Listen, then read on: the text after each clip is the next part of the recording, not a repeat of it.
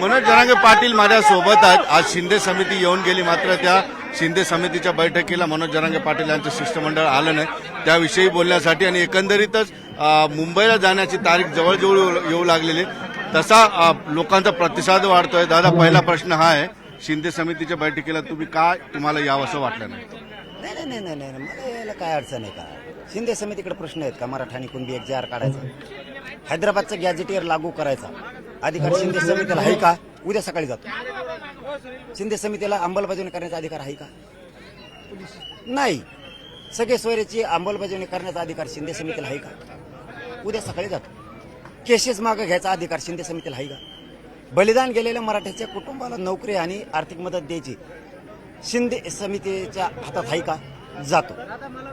लगेच सकाळी जातो. आहेत का अधिकार?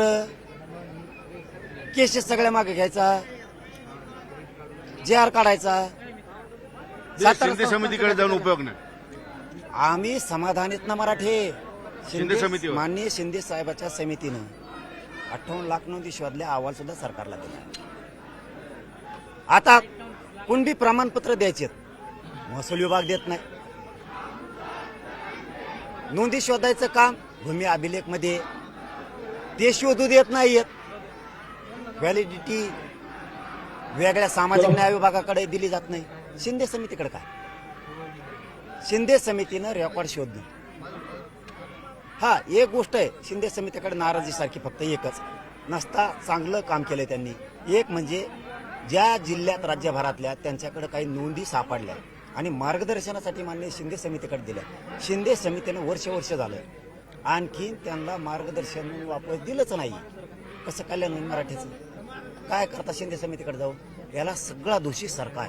मग शिंदे समितीला सरकार आडकाठी आणतंय, शिंदे समितीला काम करू दिलं जात नाही. जसं तुम्ही म्हटलंय की पुनर्गठित केली, पैसा दिला नाही. हा बघ, शिंदे समितीला जर काम करून दिलं असतं तर ते सिद्ध झालं असतं. कसं? शिंदे समितीला ऑफिसच नाहीये, नुसती बढती द्या म्हणून मुदतवाढ दिली. दिलं ऑफिस त्याला? नाही दिलं. बर, नोंदी शोधते की शिंदे समिती? नाही. कशाला जाऊन भेटायचं? सरकार म्हणल्यावर फरक सांगू ना. मागच्या वेळी शिंदे समिती गठीत केली, शिंदे समितीला नोंदी शोधा सांगितलं, तुटून पडली शिंदे समिती. आता कसं काय पडत नाही याचा अर्थ आम्हाला कळत नाही. काय करा शिंदे समितीला भेटून? सरकार जर शिंदे समितीला म्हणलं पुऱ्या नोंदी शोधा, रेकॉर्ड शोधा, शिंदे समिती गप्प शोधावं लागेल. सगळ्यांचे कुणबी प्रमाणपत्र द्या, शिंदे समिती आदेश करून द्या. म्हणून व्हॅलिडिटी द्या, शिंदे समिती सांगा व्हॅलिडिटी द्या. किंवा तक्रार करीत संबंधित मंत्रालयाला शिंदे समिती, दिलं जात नाही तुमच्या विभागाकडून. तुम्ही शिंदे समिती म्हणजे नाही का मुदत वाढ मागितली म्हणून दिली, असं काम केलंय. एवढं आम्हाला अक्कल आहे, आम्हाला कळतंय. आमच्या मागण्या ह्या सरकार बरोबर, शिंदे समिती बरोबर नाहीये. तिथं जाऊन काय करायचं? गॅजेटरचा अहवाल सुद्धा सरकार स्वीकारत नाही, शिंदे समितीकडे तयार आहे तो. शंभूराजे देसाई साहेबांनी अटेस्टेड करून आणलेल्या 8-9 कॉप्या, 1000 कॉप्या, हे त्यांनी व्यासपीठावर येऊन मीडियासमोर सांगितलं होतं. त्याला 13 महिने झाले. आणि शिंदे समितीनं गॅजेटियर आणून अभ्यास करून 11 महिने झाले. सरकार त्यांच्याकडून अहवाल का स्वीकारत नाही? का म्हणत नाही सरकार ते गॅजेट आहे ना, सरकारी नोंदी चला घ्या इकडं? का म्हणत नाही देवेंद्र फडणवीस साहेब? मराठ्यांना मोठं करायचं, लेकराला मोठं करायचं ना. भाजपमधल्या सगळ्या मराठीच्या नेत्याला माझं आव्हान आहे, म्हणा तुमच्या देवेंद्र फडणवीस साहेबाला ते गॅजेटियर ते अहवाल घ्या, तिन्ही पण लागू करा. ज्या कुणबी नोंदी सापडल्या त्यांचं प्रमाणपत्र द्या, व्हॅलिडिटी द्या पटापटा. केसेस माग घ्या त्यांच्या, द्या बलिदान गेलेल्या कुटुंबाचा विषय घ्या. मराठा आणि कुणबी एक जे आर काढून 58 लाख नोंदी चावले. का म्हणत नाही त्यांचे नेते फडणवीसला? आणि फडणवीसला द्यायचं असेल देऊन टाक म्हणा. विचार एवढं सोपं असून का करत नाही सर? द्यायचं नाही ना. मराठीचं वाटलं कसं होईने बघायचं आणि खोटी पेरणी करायची, खोटं पेरायचं. मुंबईत आडू, ओबीसीसाठी लढू, असं. तुम्ही आज सॉलिड धमकी दिलेली मुख्यमंत्र्यांना. मुख्यमंत्र्यांना म्हणण्यापेक्षा देवेंद्र फडणवीस की खाक करून टाकेल, करिअर उद्ध्वस्त करून टाकेल राजकीय. मराठी करू शकतात काय? पण आमच्या लेकराला तुम्ही जर फाशीला द्यायला लागले, लेकरापेक्षा सत्ता मोठी आहे काय? सत्तेवर कोणी बसवली? रातभर झाला होता हा माणूस, रडायची वेळ आली, ती मेटाकुटेला आला होता. मराठीने सत्ता दिली. इतक्या लवकर उपकार नाही फेडत देवेंद्र फडणवीस साहेब. लक्षात ठेवा, मनोज जरांगे शब्द इतक्या लवकर मराठीचा उपकार नाही फेडायचा. हे मराठी वर चढू पण शकतात आणि राजकीय करिअर खाक सुद्धा करू शकते. एवढा दम मराठ्यात आहे. बघायचं असं तर पुढं बघा. आणि तुम्ही नुसतं मराठ्याच्या पोराला फक्त मुंबईत एवढे डोचून दाखवा, नुसती काठी आणून दाखवा. तुम्हाला राज्यात लोकशाहीचं हत्यार काय असतं ते दिसेल यावेळेस. पण याच्यामध्ये महत्वाची गोष्ट आहे की सगळी तयारी झालेली आहे तुमची, तुम्ही जाणार का? मग जाणार नाही म्हणजे काय. पण याच्यामध्ये माहिती अशी येते की गॅझेटियर लागू करायचा प्रयत्न, अशी चर्चा अफवा असू शकते की मराठवाड्यापुरतं गॅझेटियर लावायचं. पण मग ऐका ना राव, मी क्षत्रिय मराठा. असं रक्त जर जातवान खानदान रक्त जर याच्यात खेळत नसतं ना, हे बेनं मागच फुटलं असतं. पैसे अस्सल बेन आहे 96 कोळी. क्षत्रिय मराठा एकदा जर मैदानात उतरला ना, या अवलाद अशी मिशा पिळायला लावणारे, काढून टाकणारे अवलाद नाही. हा, मिशा पिळायला लावणारे, एकतर विजयाचा टिळा लावून येणार, तर मरून वापस येणार अशी अवलादी.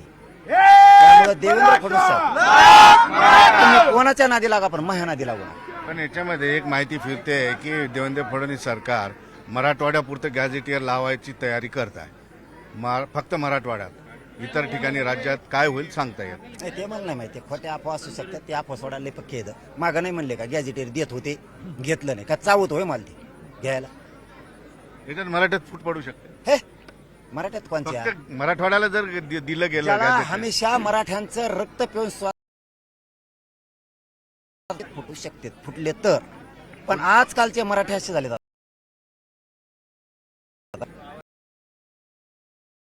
आणि गट तर ठुले नाहीत. फक्त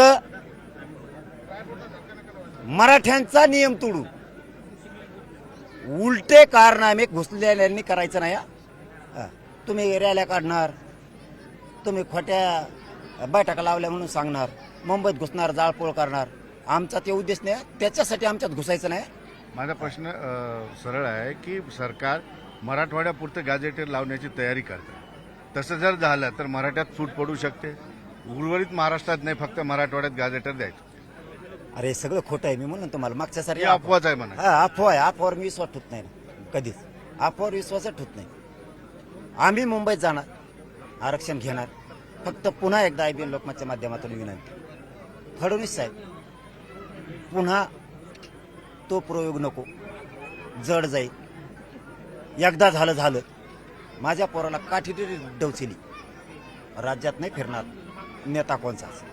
लक्षात ठेवा, कोणचाच फिरणार नाही. गोडी गुलाबीने तुम्हाला जितका मार्ग काढताय तो काढा. पण जर षडयंत्र, डाव, हनुत मारुत, मराठे